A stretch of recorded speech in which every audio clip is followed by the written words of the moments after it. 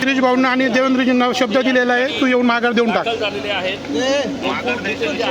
नाही नाही नाही, आपण शब्द दिलेला आहे, ऐकून घे. आपली पक्षाची एकनिष्ठ आहे.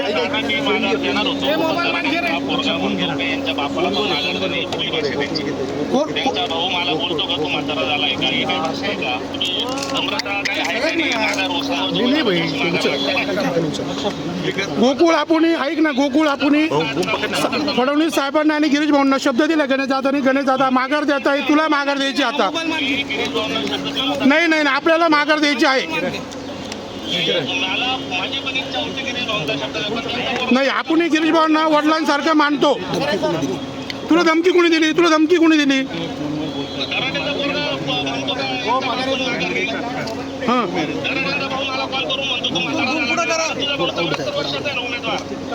नाही पण ते जाऊ दे. आपण भाऊंना शब्द दिलेला आहे, तू ये आणि माघार देऊन टाक. नाही नाही नाही, तुला बाकीचं माहित नाही. तुला यावं लागेल, माघार द्यावं लागेल.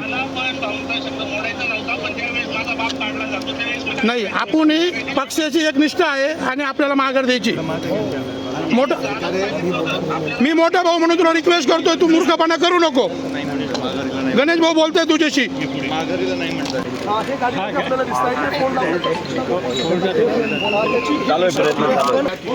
भारतीय जनता पार्टीचा कार्यकर्ता मला मुख्यमंत्री महोदयांनी, देवेंद्रजींनी आणि गिरीश भाऊंनी या ठिकाणी सांगितलं होतं, गणेश आपली युती आहे, आपल्याला माघार घ्यावा लागेल. मी कोणतीही कमिटमेंट न घेता, कोणताही विषय न करता त्यांच्या शब्दावर ही माघार या ठिकाणी घेतलेली आहे. कुणाचा फोन आला होता माघार घेण्याआधी? आपण वरिष्ठ नेत्यांचा कुणाचा? देवेंद्रजींशी मी स्वतः भेटलो, स्वतः बोललो. गिरीश भाऊंशी मी स्वतः भेटलो, स्वतः बोललो. रवींद्रजींशी बोललो. आपण आता जिल्हाधिकारी कार्यालयाच्या बाहेर पण गाडी 5-10 मिनिटं उभी होती, नेमकं काय झालं? नाही, मी गोकुळ गीतांच्या माघारीसाठी त्यांना विनंती करत होतो. पण त्या ठिकाणी जो सकाळी त्यांचं निर्णय ठरलं पण होतं की विड्रॉल द्यायची. पण काल काहीतरी कुठल्या तरी आपल्या एका मतदाराकडे, नगरसेवकाकडे कुणाल दराडेंनी काहीतरी आईवडिलांवरनं शिवीगाळ केली. त्यामुळे मी त्यांना रिक्वेस्ट करत होतो की विड्रॉल देऊन टाक आणि विषय सोडून द्या. त्या मनस्थितीत तो नव्हता, तो चिडलेला होता. त्यामुळे मी त्याच्याशी गिरीश भाऊ बोलतायत, गिरीश भाऊ निर्णय. अवघे 10 मिनिटं उरलेले. अवघ्या 10 मिनिटात पण काही पण होऊ शकतं. हो, पण मग ते चढता उतरता राजकारणात निर्णय बदल. पण ते जवळपास आहे का आता ते माघार घेण्यासाठी? माहीत नाही. मी तर तुमच्या फोनवरनं बोललो ना. तुमच्याशी जो माणूस बोलत होता त्याने फोन मला गाडीत दिला त्या ठिकाणी.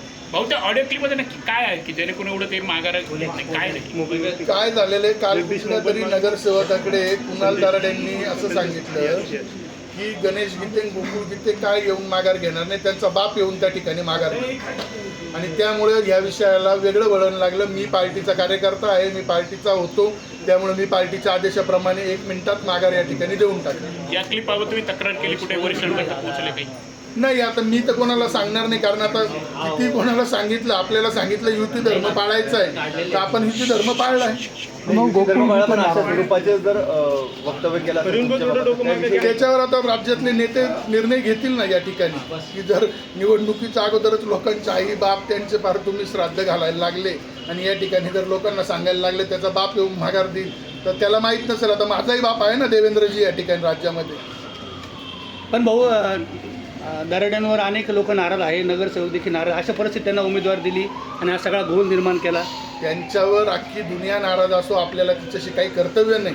पण त्या ठिकाणी आपलं कर्तव्य आपल्या पार्टीशी होतं, आपल्या पार्टीशी लॉयल्टी होती. पार्टीच्या मागे आपण पार्टीने जो आदेश दिला तो पूर्ण केला.